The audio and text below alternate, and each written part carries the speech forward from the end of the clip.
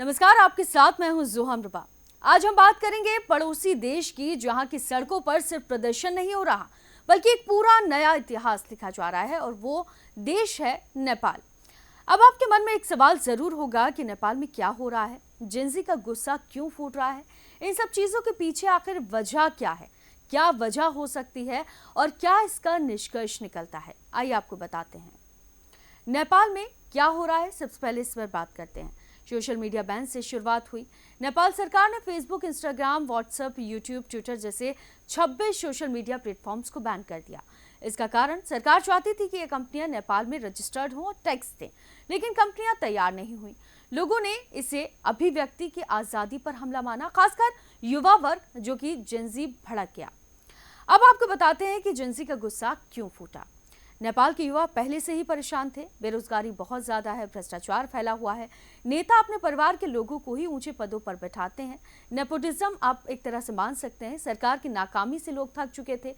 जैसे social media जैसे बंद हुआ, ये सबका गुस्सा जेंजी प्रोटेस्ट के रूप में फूटा। तो चलिए अब आपको बताते हैं कि प्रदर्शन कैसा था। देश भर में बड़े पैमाने पर प्रदर्शन, हंगामा और आगजनी हुई है। कई जगहों पर सरकारी दफ्तरों को जलाया गया है। पुलिस और प्रदर्शनकारियों के बीच में झड़प हुई है। रबर बुलेट, लाठीचार्ज और आंसू गैस के गोले, काफी चीजें हुई। अब तक की जानकारी के अनुसार कम से कम 19 लोग ऐसे हैं जो अपनी जान गंवा चुके हैं।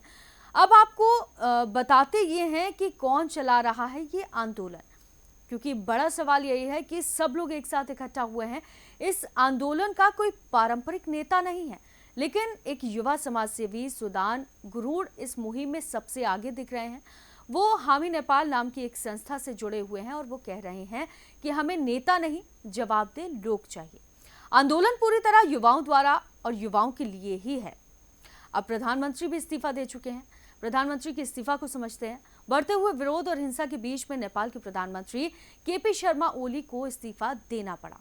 सरकार अस्थिर हो गई और राजनीतिक हालात काफी ज्यादा बिगड़ चुके थे। इसके बाद में उन्हें ये फैसला लेना पड़ा। अब इसमें आगे क्या हो सकता है, ये भी एक सोचने वाली बात है, क्योंकि अब नई सरकार बनने की प्रक्रिया शुरू होगी। आंदोलन से दबाव बना है क्योंकि अब पारदर्शिता और युवाओं की भागीदारी हो सकता है बड़े इसमें। सोशल मीडिया बैन हटाने की मांग भी तेज हो रही है। लोग अब और भी ज्यादा सजग हो चुके हैं, संगठित हो चुके हैं। नेपाल के राजनीतिक इतिहास में ये सबसे बड़ा मोड़ माना जा रहा है। अब इन सब के निष्कर्ष के बारे में बात कर लेते हैं कि नेपाल में जो हो रहा है वो सिर्फ सोशल मीडिया के कारण नहीं हो रहा है। ये युवाओं का लंबे समय से दबा हुआ गुस्सा है जो कि अब फूट रहा है। एक तरफ ऐतिहासिक आंदोलन ये बन चुका है। पहली बार युवाओं ने बिना किसी राजनीतिक पार्टी के इतनी बड़ी लड़ाई लड़ी है।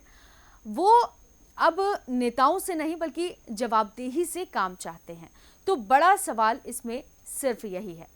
तो फिलहाल इस खास रिपोर्ट में हमारी सिर्फ इतना ही। आप देखते रहिए और बने रहिए हमारे साथ।